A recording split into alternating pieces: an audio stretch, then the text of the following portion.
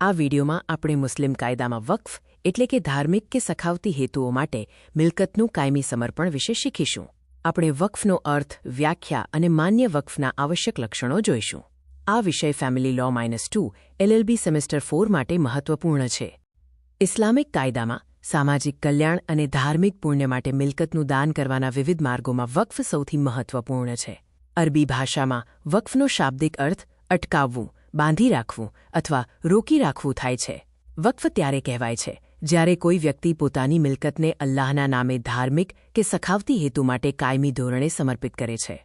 વક્ફ અધિનિયમ 1995 મુજબ વક્ફની કાનૂની વ્યાખ્યા. વક્ફ એટલે ઇસ્લામ ધર્મ પાળતી કોઈપણ વ્યક્તિ દ્વારા કોઈપણ જંગમ અથવા સ્થાવર મિલકતનું એવા કોઈપણ હેતુ માટે કાયમી સમર્પણ, જેને મુસ્લિમ કાયદા હેઠળ પવિત્ર, ધાર્મિક અથવા સખાવતી માનવામાં આવતો હોય. વક્ફ કરનાર વ્યક્તિને વાકિફ કહેવાય છે. તેની મુખ્ય લાયકાતોમાં તે પુખ્ત વયનો અને સ્વસ્થ મનનો હોવો જોઈએ. બીજું, તે જે મિલકત વક્ફ કરી રહ્યો છે તેનો તે સાચો અને સંપૂર્ણ માલિક હોવો જોઈએ. તે બીજી વ્યક્તિની મિલકતનો વક્ફ કરી શકતો નથી.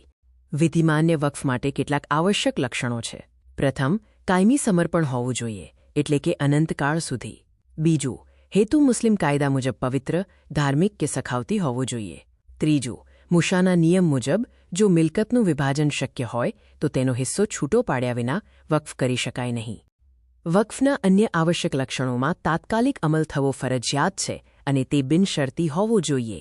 મિલકત અહસ્તાંતરણીય હોવી જોઈએ, એટલે કે વેચી કે ગીરો મૂકી શકાતી નથી. અંતે, વક્ફ અફર છે, એટલે કે એકવાર જાહેરાત થયા પછી વાકિફ તેને પાછો ખેંચી શકતો નથી. વક્ફ મુખ્યત્વે બે રીતે થઈ શકે છે. પહેલું, જીવનકાળ દરમિયાન, એટલે કે ઇન્ટરવિવોઝ, કાનૂની દસ્તાવેજ દ્વારા અથવા મૌખિક જાહેરાત દ્વારા. બીજું, વસિયત દ્વારા, એટલે કે ટેસ્ટામેન્ટ્રી, જેનો અમલ મૃત્યુ પછી થાય છે. વસિયત દ્વારા માત્ર 1/3 ભાગની મિલકતનો જ વક્ફ થઈ શકે છે. વક્ફની કાનૂની અસરોમાં વાકિફનો માલિકી હક કાયમી ધોરણે નાબૂદ થઈ જાય છે અને માલિકી અલ્લાહમાં પ્રસ્થાપિત થઈ ગયેલી મનાય છે. વહીવટકર્તાને મુતાવલ્લી કહેવાય છે, જે માત્ર ટ્રસ્ટી સમાન મેનેજર છે, માલિક નથી. વક્ફ કરેલી મિલકત વારસદારોને વારસામાં મળતી નથી. આ વિડીયોના નિષ્કર્ષમાં હિન્દુ કાયદામાં જે સ્થાન ધર્માદા કે ટ્રસ્ટનું છે તેવું જ સમાન કાયમી સ્થાન મુસ્લિમ કાયદામાં વક્ફનું છે. પરીક્ષામાં વાકિફ અને મુતાવલ્લી શબ્દોને ખાસ હાઇલાઇટ કરવા અને વક્ફના આવશ્યક લક્ષણોમાં કાયમી સમર્પણ અચૂક લખવું. પરીક્ષા માટે તમને ઓલ ધ બેસ્ટ.